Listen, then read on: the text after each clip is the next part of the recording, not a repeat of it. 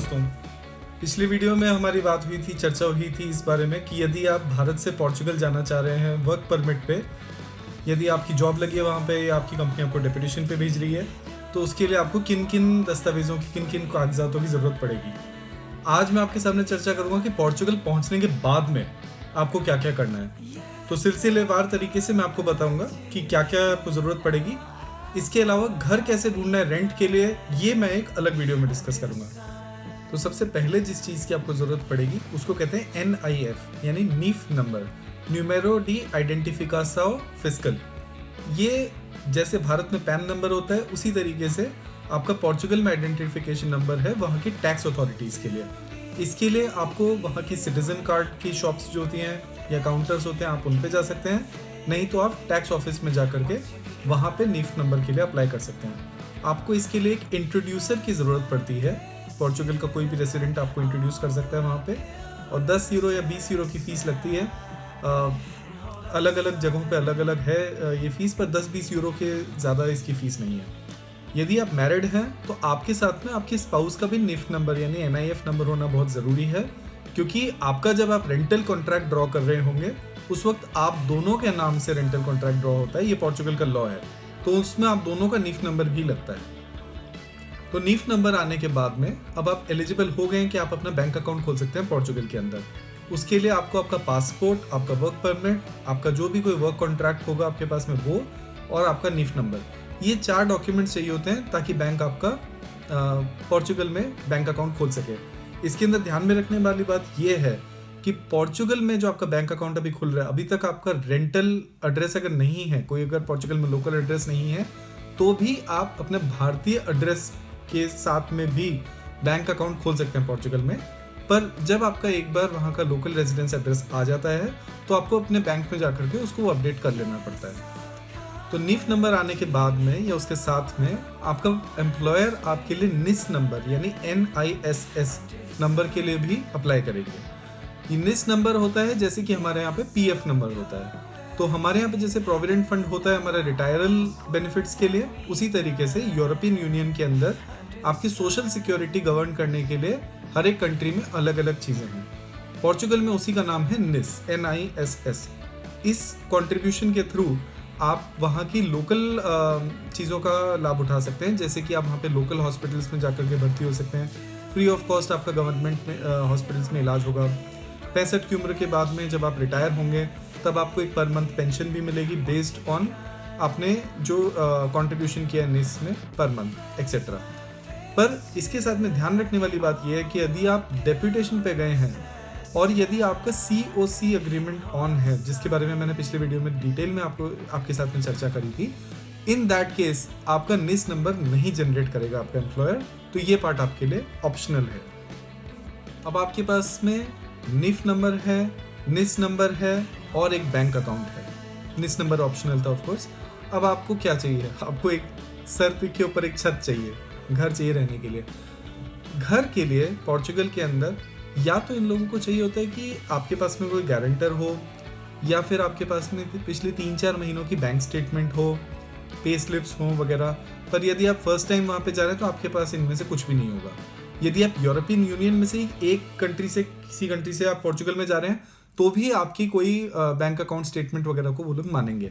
लेकिन भारत की bank account statement की वैल्यू बहुत ज़्यादा नहीं है वहाँ पे। इन दैट केस पोर्चुगल के अंदर थोड़ा सा टफ हो जाता है रेंट पे घर ढूंढना, पर इस बारे में मैंने एक सेपरेट वीडियो बनाया है। लीगली आपका और आपकी स्पाउस का यदि नीफ नंबर है आपके पास में, यदि आपके पास में आपका बैंक अकाउंट खुला हुआ है और आपके पास में आपका पासपोर्ट वैलिड है, वर्क कॉन्ट्रैक्ट है एक्सेट्रा, तो अब आप पोर्चुगल में घर रेंट के लिए खोज सकते हैं। अगली चीज़ जिसकी ज़रूरत पड़ती है वो है ऑप्शनल चीज़ है, उसको कहते हैं NHR। NHR मतलब होता है एक नॉन हैबिचुअल रेजीम। ये एक बहुत ही स्पेशल टैक्स बेनिफिट है जो पोर्चुगल के अंदर हम लोगों को मिलता है यदि हम नॉन रेजिडेंट्स की तरह पोर्चुगल में जाते हैं। पोर्चुगल की गवर्नमेंट हमारे को एक पर्टिकुलर टाइम पीरियड के लिए, जो अभी 10 साल के लिए डिफाइंड है, इसके लिए एक टैक्स बेनिफिट देती है। हम लोगों को फ्लैट 20% टैक्स कटेगा हमारी पूरी इनकम के ऊपर। भारत के अंदर जैसे आपके इनकम टैक्स के अलग अलग स्लैब होते हैं, एक पर्टिकुलर स्टैंडर्ड डिडक्शन या मिनिमम लेवल है जिसके नीचे आपकी कोई टैक्स नहीं लगेगा, उसके ऊपर 10%, फिर 20%, 30% ऐसे टैक्सेस आपके लगते हैं। पोर्चुगल के अंदर भी इसी तरीके के इनकम टैक्स स्लैब्स डिफाइंड है। आपके पास में NHR रिजीम में एंटर होने के बाद में एक ऑप्शन होता है कि आपको या तो आप फ्लैट 20% टैक्स कट ले लीजिए, लेकिन वो आपकी टोटल इनकम पे होगा, या फिर आप अपने टैक्स स्लैब के हिसाब से टैक्स पे कर दीजिए। पोर्चुगल में टैक्स रेट 14% से चालू होती है और उसके बाद में ऊपर ऊपर बढ़ती रहती है। तो NHR के साथ में अच्छी बात यह है कि यदि आप NHR रिजीम के अंदर आते भी हैं तो भी ये ज़रूरी नहीं है कि आपको 20% टैक्स ही जमा करना हो। आप अपनी टैक्स का कैलकुलेशन करते वक्त दोनों तरीके से कैलकुलेट कीजिए। आपने NHR के हिसाब से 20% टोटल आपकी इनकम पे कैलकुलेट किया और आप अपने टैक्स स्लैब पे डिडक्शंस के बाद में जो आपकी आती है इनकम, उस पर भी आपने टैक्स कैलकुलेट किया। इनमें से जो आपका लोअर हो आप उसमें जा करके हर साल टैक्स भर सकते हैं। पोर्चुगल के अंदर रिलैक्सेशन इतना ज़्यादा है कि ऐसा नहीं आपने फर्स्ट ईयर NHR के थ्रू नहीं किया तो सेकेंड ईयर आप NHR के थ्रू नहीं कर सकते। आप हर साल चुन सकते हैं कि आपको नॉन हैबिचुअल रिजीम यानी NHR के थ्रू टैक्स भरना है या उसके बिना। तो बहुत ही इम्पॉर्टेंट है कि आप जाने के बाद में NHR यानी नॉन हैबिचुअल रिजीम में ज़रूर रजिस्टर कर लें ताकि आपको इसका बेनिफिट आगे 10 साल तक मिल सके। तो NHR के साथ में जो एक और इम्पॉर्टेंट चीज़ है वो है prevention of double taxation treaty. Prevention of double taxation treaty एक मल्टीलैटरल ट्रीटी है, बहुत सारी कंट्रीज़ ने इस पर साइन किया हुआ है और बहुत ही लॉजिकल सी चीज़ है। इसका मतलब ये है कि यदि आपके पास में कोई एक सपोज इंटरेस्ट इनकम या फिर आपके रेंटल इनकम कोई आ रही है घर पे भारत में, तो वो आपकी एक इनकम है जिसके ऊपर आप हो सकता है भारत में टैक्सेस पे कर रहे हो और आप पोर्चुगल में रहते हुए वहाँ की इनकम पे पोर्चुगल में टैक्सेस पे कर रहे हैं। तो इसका मतलब वो कि हम तो दोनों जगह पे टैक्स ऑलरेडी पे कर रहे हैं। अब जब मैं पोर्चुगल के अंदर अपनी वर्ल्ड वाइड इनकम डिक्लेयर करता हूँ जो कि मुझे करनी पड़ती है, इन दैट केस मेरी जो भारत की इनकम है जिस पे भारत पे मैं टैक्स दे चुका हूँ उस पर क्या मुझे दोबारा टैक्स देना पड़ेगा पोर्चुगल में? नहीं। पोर्चुगल की गवर्नमेंट ये कहती है कि prevention of double taxation treaty के तहत यदि आपकी भारत से ओरिजिनेटेड कोई इनकम है, जैसे कि वहाँ की रेंटल इनकम या इंटरेस्ट इनकम वगैरह, जिसमें आप भारत में ऑलरेडी टैक्स भर चुके हैं, उस केस में आपको पोर्चुगल में उस पर दोबारा टैक्स नहीं भरना है। ये अगेन आपके ऊपर है, आपके लिए क्या बेनिफिशियल है, भारत के अंदर आपकी कितनी इनकम है या पोर्चुगल में आपकी कितनी इनकम है, इसके बेसिस पे आप डिसाइड कर सकते हैं। कई लोग इस चीज़ को फोरगो करते हैं, कई लोग भारत की इनकम को पोर्चुगल में नहीं डिक्लेयर करते हैं, लेकिन भारत में NRI होने का बेनिफिट ले लेते हैं। टेक्निकली आप इस तरह से कर सकते हैं, 1 साल 2 साल 3 साल 4 साल सब चल जाएगा। यदि आप इनकम टैक्स के दायरे में किसी टाइम पे आते हैं जो कि अगले 6 साल तक आप आ सकते हैं, इन दैट केस आपको पूरे सारे बही खाते अपने एक्सप्लेन करने पड़ते हैं और एक बहुत बड़ा मसला क्रिएट हो सकता है।